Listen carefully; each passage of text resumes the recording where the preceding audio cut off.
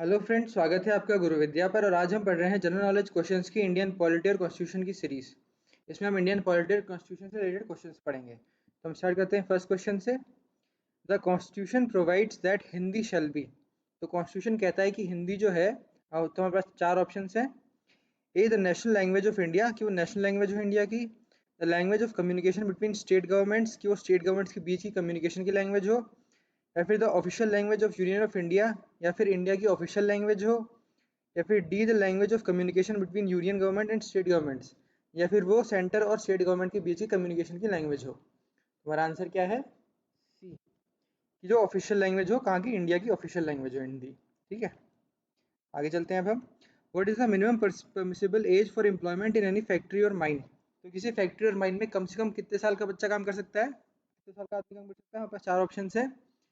12 साल, 14 साल, 16 साल, या फिर 18 साल। हमारा आंसर क्या है? बी, 14 साल।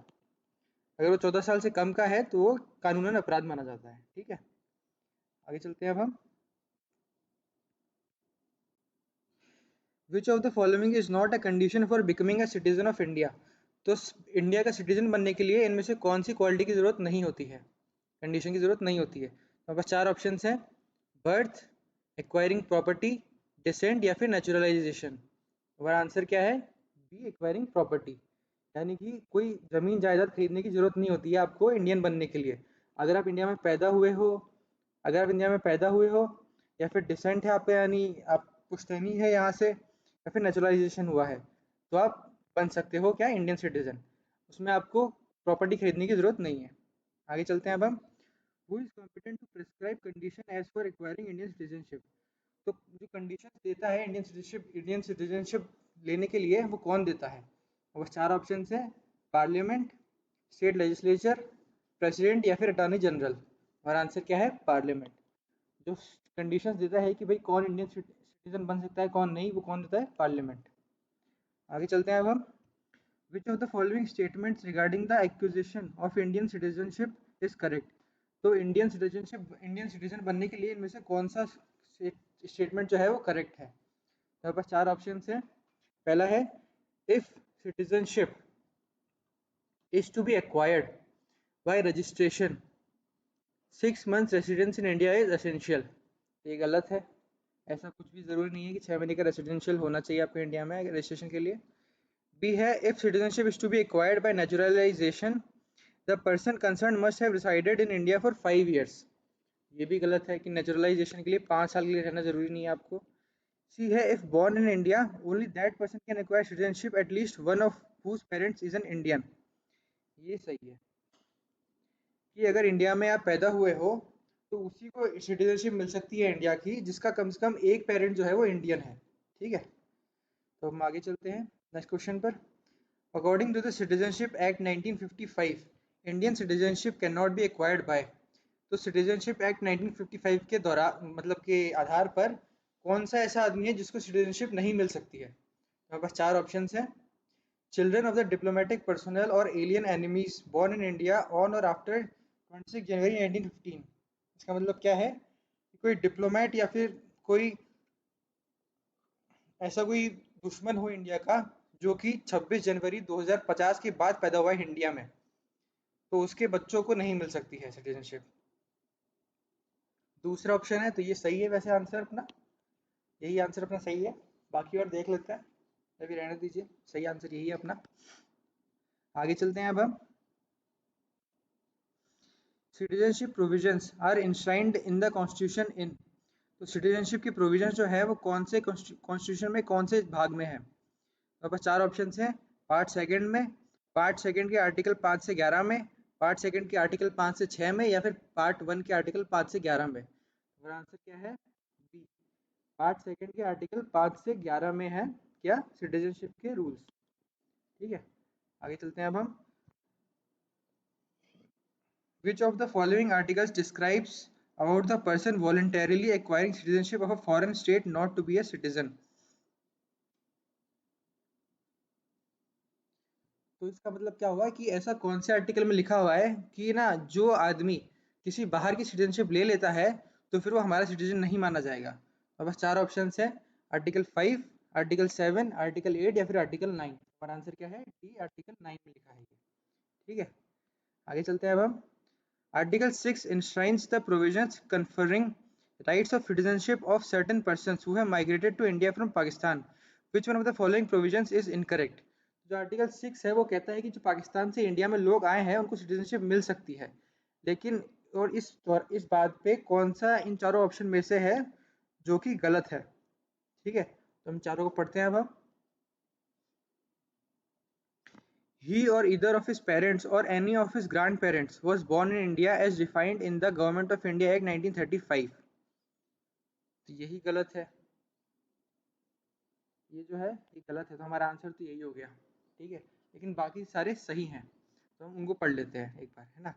तो बी है such person has so migrated before 19 July 1948। तो ये सही है कि अगर ऐसा कोई आदमी है जो कि इंडिया में आया है 19 जुलाई 1948 के पहले, तो वो सिटीजनशिप ले सकता है।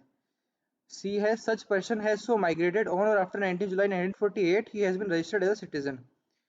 तो वो 19 जुलाई 1948 के बाद आया है, लेकिन वो रजिस्टर हो चुका है एज अ सिटीजन, वो ले सकता है सिटीजनशिप। डी है such person has got married in India, या फिर वो आदमी या औरत इंडिया में शादीशुदा हो चुका है, तो वो ले सकता है सिटीजनशिप। ठीक है, बस ये आदमी नहीं ले सकता जो कि जिसके ग्रैंड पेरेंट्स वगैरह रह रहे थे पहले से, गवर्नमेंट ऑफ इंडिया एक्ट 1935 के। आगे चलते हैं अब हम। Details on how its citizenship may be acquired and terminated are enumerated in. तो कहाँ पे लिखी हुई है ये चीज़ें कि सिटीजनशिप कैसे आप ले सकते हो और कैसे ख़त्म करवा सकते हो? और बस चार ऑप्शन है।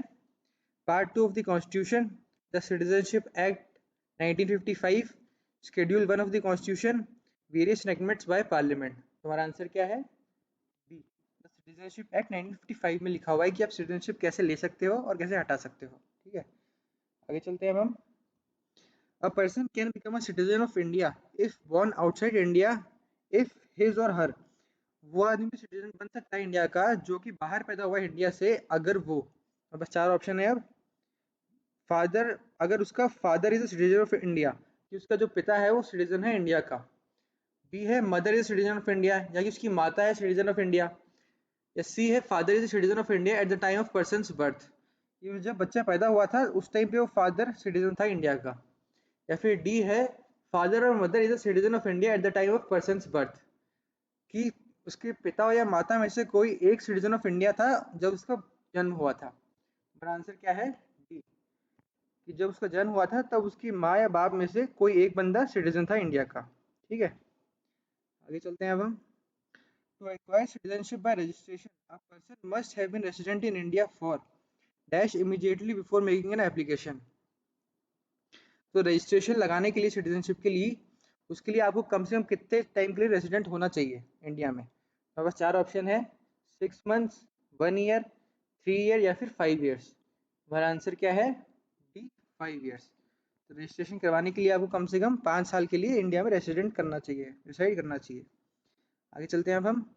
विच of the following rights was described by doctor B R Ambedkar as the heart and soul of the constitution? तो इन चारों में से कौन सा राइट है जिसको heart and soul of the constitution कहा गया है डॉक्टर बी आर अम्बेडकर द्वारा? मेरे पास चार ऑप्शन हैं। Right of freedom of religion, right of property, right of equality या फिर राइट टू कॉन्स्टिट्यूशनल रेमेडीज। और आंसर क्या है? राइट टू कॉन्स्टिट्यूशनल रेमेडीज, यानी कि अगर आपके साथ कुछ गलत होता है तो उसके लिए आप कोर्ट जा सकते हो, कॉन्स्टिट्यूशनल रेमेडीज ले सकते हो। ठीक है, आगे चलते हैं अब हम।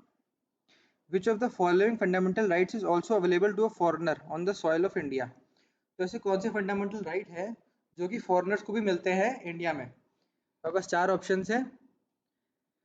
Equality of opportunity in matter of public employment, ये नहीं मिलता है। बी है freedom of movement, residence and profession, ये भी नहीं मिलता है। सी है protection from discrimination on grounds of only of religion, race, caste और सेक्स, ये भी नहीं मिलता है। डी है protection of life and personal liberty against action without authority of law, ये मिलता है कि आपको लाइफ और पर्सनल लिबर्टी की छूट है against without authority of law, अगर कोई लॉ से उसको नहीं बोल रहा है तो। ठीक है, बिना लॉ के अगर वो आपको आपका पर्सनल लिबर्टी और लाइफ के ऊपर आता है तो उससे आपको छूट है। ठीक है, आगे चलते हैं अब हम। with reference to the Constitution of India, which one of the following pairs is not correctly matched? तो कॉन्स्टिट्यूशन ऑफ इंडिया के लेकर इनमें से कौन सा पेयर सही मैच नहीं है? तो हम देखते हैं चारों को।